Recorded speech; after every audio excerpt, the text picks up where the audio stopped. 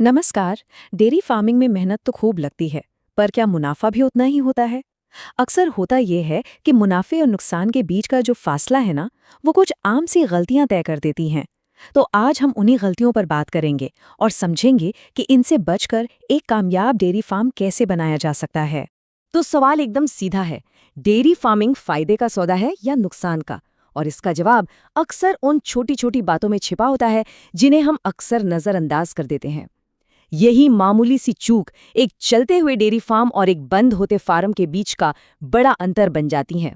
तो चलिए एक सफल डेयरी फार्म की नींव के जो 5 सबसे जरूरी स्तंभ हैं, उनको एक एक करके समझते हैं।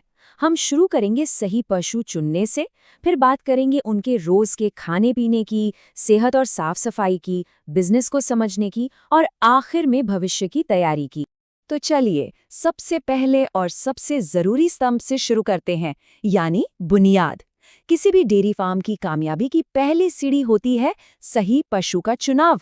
अगर यहीं पर कोई गलती हो गई तो समझिए आगे की सारी मेहनत पर पानी फिर सकता है। अक्सर पशु खरीदते समय क्या होता है, पहली नज़र कीमत पर जाती है। बस सस्ता देखा और जानवर घर ले आए। लेकिन उसकी उम्र क्या है, पहले कितना दूध देता था, कोई बीमारी तो नहीं थी, ये सब जानना भूल जाते हैं। याद रखिए, आज जो थोड़ा सा पैसा बचता है ना, वो कल जाकर इलाज के खर्च और कम दूध उत्पादन के कारण एक बड़े नुकसान में बदल जाता है। अब आगे बढ़ते हैं दूसरे स्तंभ पर, जो है रोज का पोषण, मतलब पशुओं का खाना पीना। ये तो सीधा सा हिसाब है, जैसा इनपुट वैसा आउटपुट। मतलब जैसा पशु को खिलाया जाएगा वैसा ही दूध उत्पादन मिलेगा। कई बार किसान भाई सिर्फ सूखा चारा या भूसा खिलाकर ये सोच लेते हैं कि पशु का पेट तो भर गया, लेकिन सिर्फ पेट भरना ही काफी नहीं होता। अच्छे दूध उत्पादन के लिए पशु को एक बैलेंस डाइट की जरूरत होती है, जिसमें हरा चारा, प्रोटीन, मिनरल मिक्सचर और नमक सब कुछ सही मात्रा में हो। और हाँ, पानी की अहमियत को तो अक्सर कम ही आंका जाता है। अगर पशु को 24 घंटे साफ और ताज़ा पानी न मिले तो इसका सीधा सीधा असर उसके दूध उत्पादन पर पड़ता है। तो ये बात गांठ बांधने वाली है कि पानी की जरा सी भी कमी दूध की मात्रा को तुरंत और बुरी तरह से कम कर देती है। और अच्छी बात यह है कि ये एक ऐसी गलती है जिसे बहुत आसानी से सुधारा जा सकता है।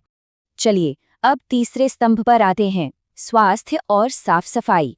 पशु किस माहौल में रह रहा है, ये उसके स्वास्थ्य और दूध देने की क्षमता के लिए बेहद जरूरी है। इस मामले में कोई समझौता नहीं किया जा सकता।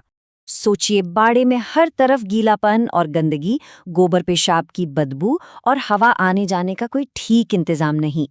ऐसा माहौल पशु को सिर्फ तनाव ही नहीं देता, बल्कि बीमारियों का घर बन जाता है, जिसका असर सीधा दूध पर पड़ता है। देखिए, ये खराब हालात सिर्फ देखने में बुरे नहीं लगते, ये थनैला रोग जैसी बीमारियों को सीधा न्योता देते हैं, जिसके इलाज में बहुत पैसा खर्च होता है और डेयरी मालिक को बड़ा आर्थिक नुकसान उठाना पड़ता है। स्वास्थ्य प्रबंधन में दो और बड़ी चूकों पर ध्यान देना जरूरी है। एक तो समय पर टीके न लगवाना और दूसरा पेट के कीड़ों की दवा नियमित रूप से न देना। ये दोनों ही कदम बहुत जरूरी हैं और बड़ी बीमारियों के साथ साथ इलाज के भारी खर्च से भी बचाते हैं। दूध दूने का सही तरीका भी उतना ही मायने रखता है। धोने से पहले हाथ अच्छी तरह साफ करना, रोज एक ही समय पर दूध निकालना और धोने के बाद थनों को एंटीसेप्टिक घोल में डुबोना।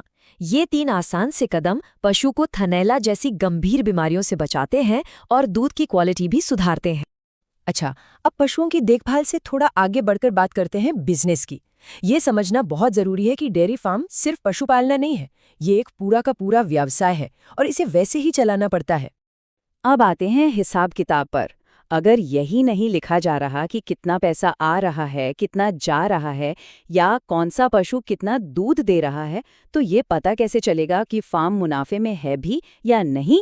बिना रिकॉर्ड के तो सब कुछ अंधेरे में तीर चलाने जैसा है।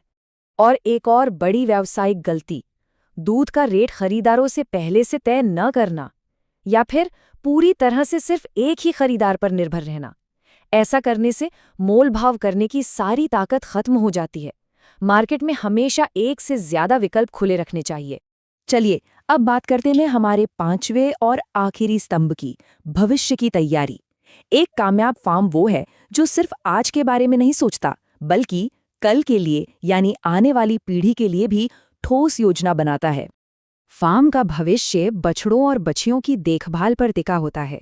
अगर पैदा होने के तुरंत बाद उन्हें खीस यानी कोलोस्ट्रम नहीं पिलाया गया या उनकी सही देखभाल नहीं हुई तो असल में अपने फार्म के भविष्य के साथ ही समझौता किया जा रहा है। बात एकदम साफ है, एक कमजोर और बीमार बछड़ा या बछिया भविष्य में कभी भी एक अच्छी दुधारू गाय या भैंस नहीं बन सकती।